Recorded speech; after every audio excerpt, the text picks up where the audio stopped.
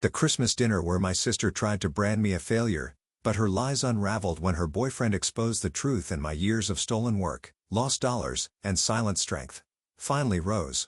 The first thing I remember is the sound fork stopping mid-air as my sister pulled her boyfriend toward me, her smile already mocking before she spoke. Christmas lights flickered across her face when she said it. "This is the failure of our family." My parents laughed like it was tradition, like humiliating me was part of the holiday menu. I didn't move. I didn't speak, but he did.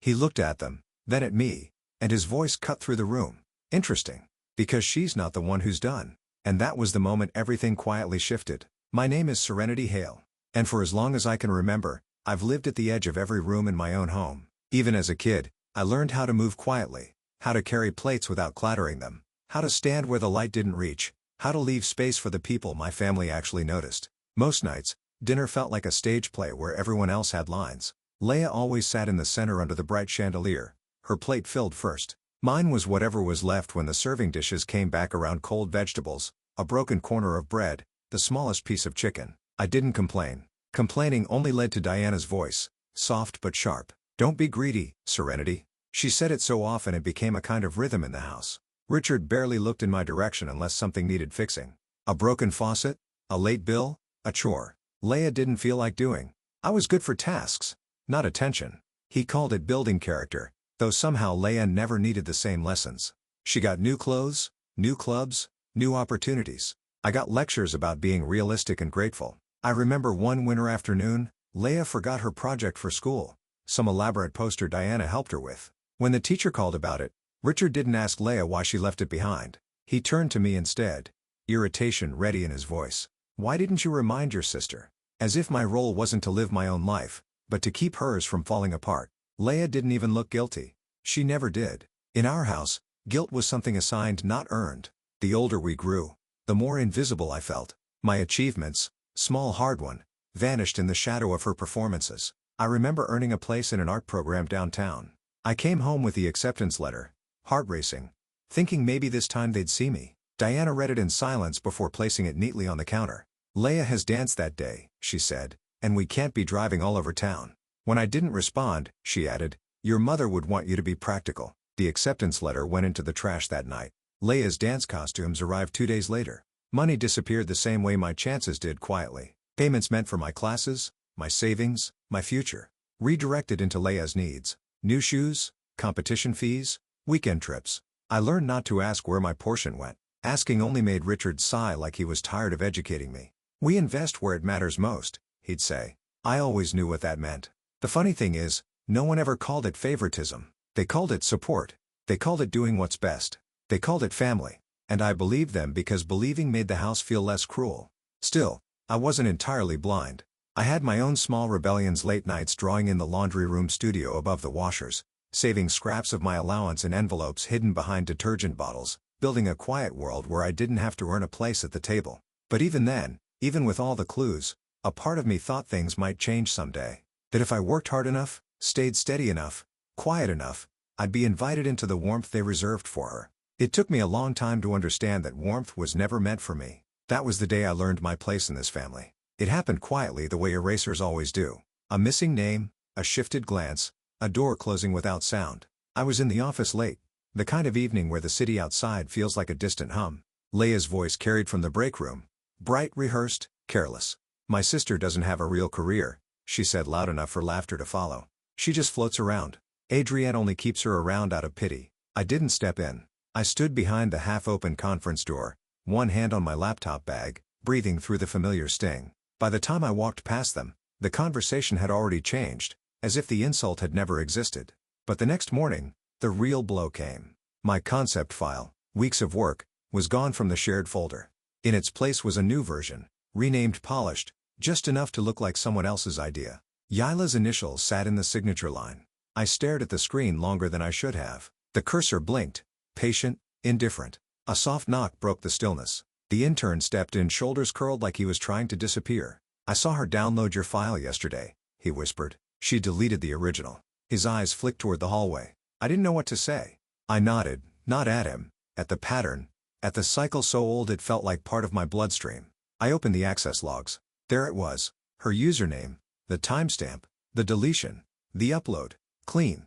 Intentional. During the afternoon meeting, Leia told the story again. Serenity dropped out of everything when we were younger. She always crumbles under pressure. People chuckled politely. Adrian didn't. His gaze shifted toward me for half a second like he was reading something in the space I occupied. I kept my hands still on the table, fingers resting on the cold edge. Silence wrapped around me like an old coat, heavy but familiar. I didn't correct her. I didn't defend myself. I didn't ask why she felt entitled to rewrite me year after year. When the meeting ended, she brushed past me with a smile that didn't reach her eyes. I just smiled. I didn't go home after that meeting. I walked out of the office, down the elevator, and into the cold evening like I was stepping underwater. Cars moved. People talked. Holiday lights blinked against the windows of downtown buildings. None of it felt connected to me. I kept walking until the cold burned enough to make everything sharp again. When I finally stopped, I was in the co-working space 2 blocks from our agency. The keypad clicked under my fingers. The lock beeped open. Inside the room was empty. Just white light on long tables.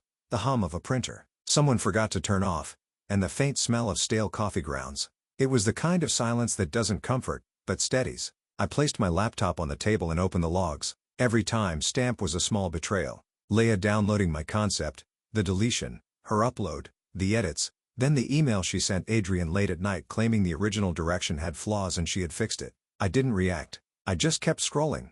Access logs don't lie. They don't gossip. They don't twist stories. They only reveal what someone actually touched. I copied everything into a folder I labeled plainly documents. Then I started collecting payments, bills, transfers, screenshots of budgets she'd signed without approval, emails where she hinted that I was overwhelmed, not ready, emotionally inconsistent. She had built her own version of me in the system, one that justified taking my work, my credits, my place. It wasn't new. It was simply the first time I had proof. At midnight, my phone buzzed. A text from my aunt. A photo of old paperwork she found while cleaning. Payments my mother had left for me. Savings meant for my future. The ones that disappeared when I was a teenager. Your mother wanted you to have these, she said. I stared at the screen long enough for the blue light to sting my eyes. Then I added the files to the folder. Around 1 o'clock in the morning, I walked to the back corner of the space where floor-to-ceiling windows overlooked the dark city. Snow had started falling. Fine whisper light flakes drifting under the street lamps. I watched them until my breath slowed, until my pulse steadied. Then I opened a new spreadsheet. A simple one. A list of everything I had built at the agency. Clients I brought in. Campaigns I directed. Projects Leia had claimed. Folders I created. Budgets I balanced. Hours I logged. It stretched longer than I expected. Most people think revenge feels hot. Mine was cold, methodical, a sequence of small administrative actions. Typed, saved, filed. The next morning, before anyone arrived, I went to the old studio above the laundromat on the edge of Aurora. The place where I built my first freelance jobs. The machines downstairs rumbled, shaking the floorboards the way they always did. The air smelled like detergent and warm metal. I slid open the storage drawer. My old drives were still there wrapped in a scarf from years ago. I plugged them in and waited. Folders bloomed on the screen. Early sketches, concept drafts, original styles that eventually became the Eye's signature tone. All mine. All the seeds Leia grew her reputation from. I took what I needed. Not out of spite, but because it was mine to take. When I returned to the office, Adrian was in the conference room staring at his laptop like he was trying to outrun a headache. He looked up when I walked in. Sit, he said softly. I did. He turned the screen toward me. My file, the one Leia claimed. He tapped the corner. Your metadata is still inside. Of course it was. She changed the name, not the backbone. He opened the access logs next to my folder from the night before. You pulled everything, he said. I nodded. I didn't push you into this, did I? No. And you're sure you want me involved? I thought about it. About silence. About what happens when you speak and no one listens. About what happens when you stay quiet and everyone assumes you'll never stop swallowing what hurts you. Yes, I said. He studied me for a moment, not with pity, but with the kind of focus people use when assembling something delicate. Then he leaned back. HR needs this. Legal needs this. And the board needs to know where the credit actually belongs. His voice wasn't angry. It was factual, administrative, clean. We spent the next 2 hours assembling the file. Every document, every log, every payment discrepancy, every moment where my work had been fed into Leia's pipeline of praise, typed, printed, signed. Around noon, he slid the final packet across the table. I'll handle the process, he said. You don't have to be the one to deliver this, but part of me wanted to. Not to confront her, not to explain, not even to win. I wanted to stop being the silent witness to my own eraser. I picked up the packet. The paper felt heavier than it should have. I rested my hand on it, steady and calm. "This time," I said, "I won't fix what they've broken."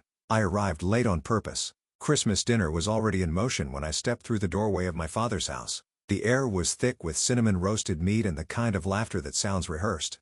Lights glowed too warmly against the cold outside.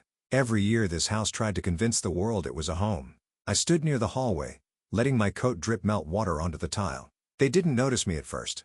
Leia was busy spinning small stories for distant relatives, retelling successes she hadn't earned, leaning into Adrian's shoulder like she owned the room. He wasn't touching her back the way he usually did. His hand hovered a moment, then dropped. When Richard finally spotted me, he gestured to an empty chair at the far end of the table. "Sit. We've been waiting." His tone implied it was my fault for shifting the picture. Diana's eyes flicked over me. "Coat shoes, hair as if checking for flaws. Try not to make an entrance," she murmured. I didn't answer. I took the seat at the edge, half-shadowed the way I always had. Dinner resumed. And then, inevitably, Leia rose from her chair, pressing a hand to Adrian's arm as if inviting applause. "I want everyone to meet my sister," she said, voice bright. "This," she paused, smiling with practiced sweetness, "is the failure of our family." Richard laughed first. Diana nodded, almost proud of the line. Conversations tapered off into that familiar hush of communal cruelty. The sound was the same one from childhood dinners, the one that told me to stay small, stay quiet, let the moment pass over me. Adrian didn't laugh. He set his fork down with a soft clink. The room stilled around the sound like someone had drawn a curtain across the noise. Christmas music from the kitchen speaker faded into insignificance. He looked at Leia, then at her parents, then slowly at me. "Interesting," he said, voice low and steady. "Because you're fired." The sentence landed without force, without theatrics, just truth placed gently in the center of the table. Leia blinked, confusion flickering across her face. "What we're done," he added. "Effective immediately." A few relatives shifted, unsure whether to pretend they hadn't heard. The silence wrapped itself tightly around the room. Adrian reached for his tablet, swiped once, and connected it to the living room TV. The screen brightened, washing the room in cold light. The first file appeared, the original concept documents. My name embedded in the metadata, then the access logs, timestamped, unedited. Leia's username glowing beside every action she thought no one would trace. Download, delete, upload. Slide after slide documented what she had taken. Not just the file, but months of work, client strategy design drafts. Her voice shrank as the evidence built itself. "I didn't," she began. He didn't look at her. "You did. When the payments appeared, transfers, she initiated budget approvals. She signed without clearance." Richard sat back in his chair, face tightening the illusion, finally cracking. Diana opened her mouth, then closed it. She had no script for this.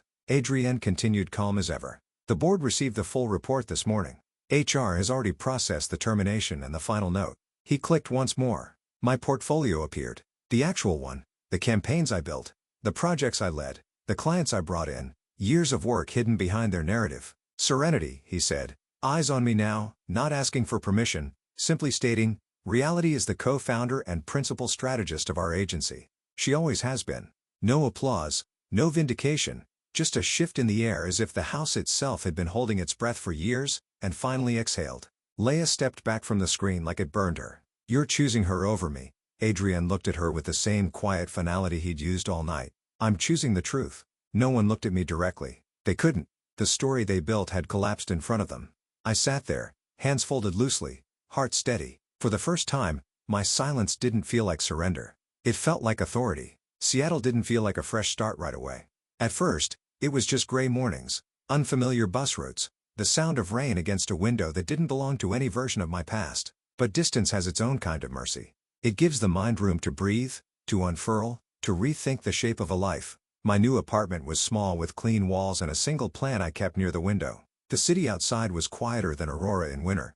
No rehearsed laughter, no curated family image, no roles I had to play, just the steady rhythm of rain tapping softly like it was checking in. Adrian helped set up the new office, not out of obligation, but because he understood the difference between space built for survival and space built for living. We kept things simple. Wood desk, soft chair, a few pinned sketches from campaigns that were actually mine. Work felt different here, lighter. Not because it was easier, but because no one was trying to take it from me. I didn't cut my family off. I just stopped orbiting them. Whatever consequences they faced, audits, questions from relatives, fractured stories they handled without me. Silence can be cruel, but sometimes it's the only language people understand. On Christmas Eve, a year later, I cooked dinner with coworkers who had quietly become friends. We packed extra meals and walked them to a shelter nearby. The air was cold, but the kind that wakes you up, not the kind that freezes you in place. When I sat down at my own small table afterward, I placed the best portion on my plate. Crispy, warm, perfectly chosen. No one told me I didn't deserve it. No one measured my worth against someone else's appetite. The moment was quiet. Almost nothing. But it felt like a life finally folding into itself, whole unbent mine. I used to think survival meant staying quiet long enough for someone to finally see me. Now I understand silence differently. It isn't emptiness. It's a door I can choose to open or close. A room no one enters unless I allow it. I stopped asking for a family that only clapped when I failed. And once I stepped away, the noise they made never followed. Wherever this story finds you, may you feel the steadiness of walking toward a life that answers back.